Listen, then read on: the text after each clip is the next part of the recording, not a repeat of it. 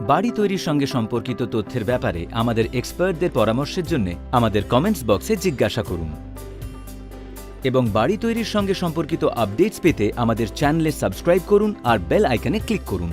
এইবার বাত ঘর কিতে আমরা কথা বলবো টাইলস নিয়ে।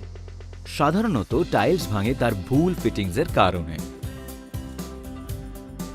কিন্তু এর আরও কিছু কারণ থাকতে পারে, যেমন খুব চড়া তাপমাত্রা, টাইল বসানোর উপরিভাগ যদি সমতল বা সমান না হয়, অত্যধিক ওজন কিংবা খুব ভারী কোনো জিনিস আছড়ে পড়লেও টাইলের যথেষ্ট ক্ষতি হতে পারে।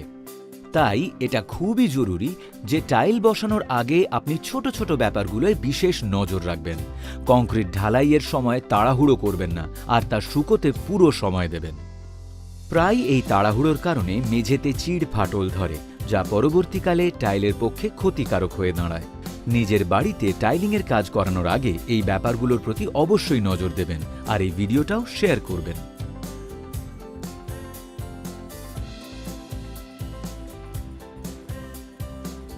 নতুন ভিডিওর আপডেটস পেতে আমাদের চ্যানেলে সাবস্ক্রাইব করুন আর পাশের বেল আইকনে ক্লিক করুন। দেখতে থাকুন বাত ঘর কি আল্ট্রাটেকের পক্ষ থেকে।